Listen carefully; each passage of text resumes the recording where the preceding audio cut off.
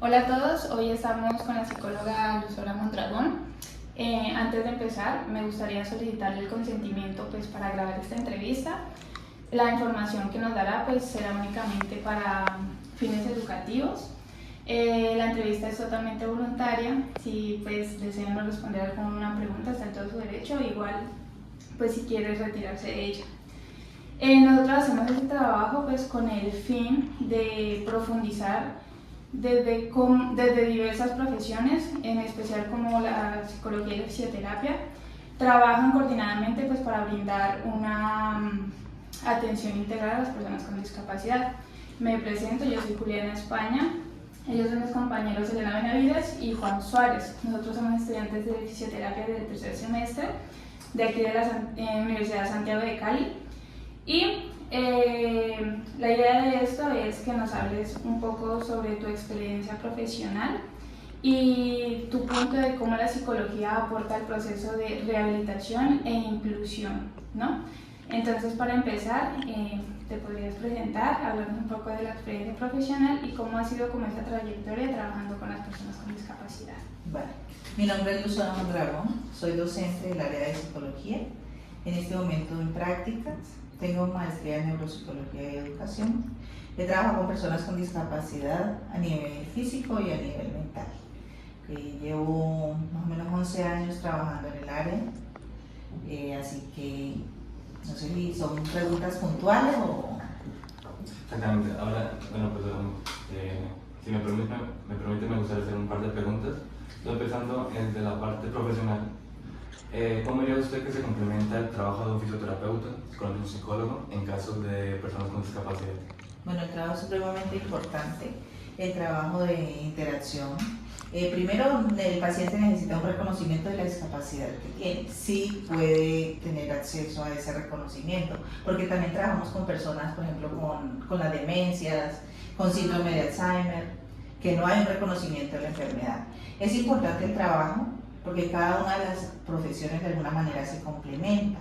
Nosotros desde psicología y desde neuropsicología revisamos cuáles son las áreas funcionales del paciente, cuáles son las deficiencias, y hay un tema que es la adherencia terapéutica. Entonces, la adherencia terapéutica es importante para cualquier proceso de rehabilitación.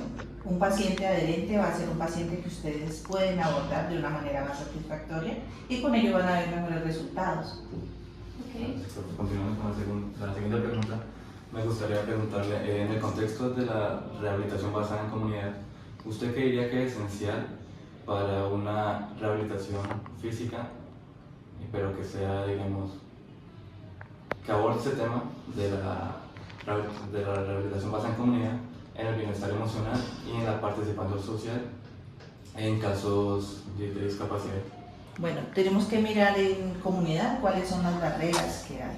Ustedes se pueden encontrar, lo primero que hacemos cuando evaluamos a un paciente en la consulta inicial es mirar cuál es su red de apoyo.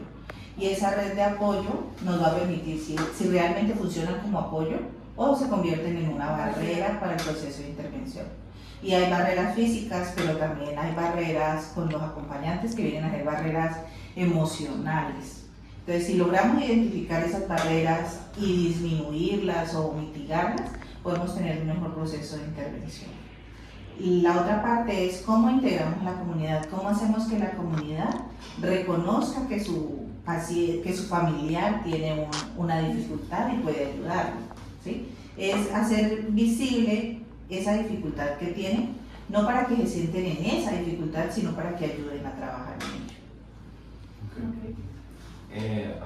Consiguiente con la siguiente pregunta, me gustaría preguntarle en su aspecto profesional como psicóloga, me gustaría hacer una pregunta que usted cómo aplicaría los principios de la CIF con su enfoque biopsicosocial en pacientes con discapacidad. Bueno, la CIF nosotros no la utilizamos como un modelo diagnóstico, pero sí la CIF evalúa aspectos emocionales y físicos. Entonces, cuando haces la entrevista inicial, tú revisas allí cuál es su funcionalidad, qué funcionalidad tiene el paciente a nivel fisiológico, pero también a nivel mental. Entonces, ahí a nivel mental miras orientación, atención, concentración, memoria, y esos están especificados en la CIF. Entonces sirve para intervención, para que ustedes, digamos, para que todos los profesionales estén hablando un mismo idioma. No como proceso de intervención ni de diagnóstico, sino como áreas. Nosotros hacemos generalmente un checklist de las áreas que vamos a evaluar y ahí están esas áreas que están especificadas en la CIP. Pues para continuar con la entrevista, pues en su experiencia, ¿qué papel juegan los factores emocionales como la autoestima, la motivación y la aceptación del diagnóstico para un excelente proceso fisioterapéutico? Son supremamente importantes. Un paciente que tiene autoestima disminuida va a ser menos adherente al tratamiento. Entonces, cuando empezamos a trabajar en conjunto, generalmente en fisioterapia nos mandan pacientes para trabajar a nivel emocional. Entonces, a nivel emocional miramos qué es lo que el paciente trae, miramos el contexto y tenemos que hacer énfasis en regularse a nivel emocional. Entonces, si logramos un paciente regulado emocionalmente, va a ser un paciente que ustedes van a poder abordar mejor porque va a aceptar más el tratamiento. Teniendo en cuenta el marco legal y los derechos de las personas con discapacidad, ¿cómo participa usted en esa autonomía que se da pues, en el medio del día a día del trabajo del fisioterapeuta con el psicólogo? Primero, un reconocimiento. La ley te va, el marco legal, la ley te va a decir qué y cómo se hace respecto a la intervención. Pero entonces es una manera de cómo el psicólogo viene a reconocer esos derechos a una población que inicialmente estaba muy rezagada, muy desplazada, y es hacerlo visible para que el paciente mismo entienda que él tiene los mismos derechos que toda la comunidad y que se trabajan a la par.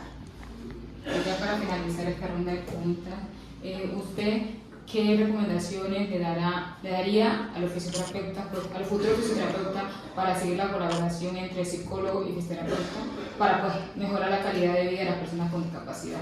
Bueno, la primera es que no olviden trabajar de manera interdisciplinar, que siempre trabajamos en conjunto y no en competencia, que eso se da mucho y uno lo observa a veces con los estudiantes. Entonces, cuando yo le hago la remisión al otro, entonces le explico muy bien, ojo con las historias clínicas, si ustedes llenan bien las historias clínicas, dicen qué tiene el paciente, qué sucedió, cuándo viene presentando la dificultad, qué tipo de situaciones ustedes encuentran, el psicólogo va a venir y va a leer y de alguna manera evita muchas cosas, solamente preguntan al paciente para corroborar algunas cosas, porque puede ser que entre la historia que ustedes envían y la consulta del paciente hayan habido algunas modificaciones. Entonces, si ustedes son los que hacen la remisión, entonces le facilita al psicólogo. Luego, si es el psicólogo el que hace la revisión, también debe ser muy preciso en las historias clínicas, de modo que ustedes lo entiendan fácilmente. O sea que el consejo sería que tienen que seguir trabajando en conjunto para poder mejorar la calidad de vida. Trabajar en conjunto.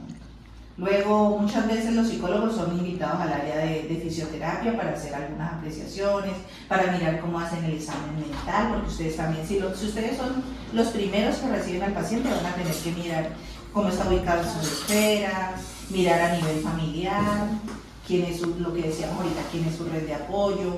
A veces la red de apoyo no es la familia, pueden ser los vecinos, ¿sí? los amigos. Lo más allegado, no tiene que ser siempre de familia. Exacto, los más cercanos. Bueno, entonces, pues para terminar esto, le agradecemos muchísimo por tomarse el tiempo de compartirlo con nosotros, por compartir su conocimiento, su experiencia, pues sin duda que lo que nos dijo nos va a servir para mejorar cómo trabajar tanto los psicólogos con los fisios de manera pues, coordinada, va a ayudar a mejorar pues, una calidad más humana de atención más humana a los pacientes con discapacidad, pues también una más integral y pues enfocar más que todo en ellos. Entonces agradecemos mucho. Muchas gracias a ustedes.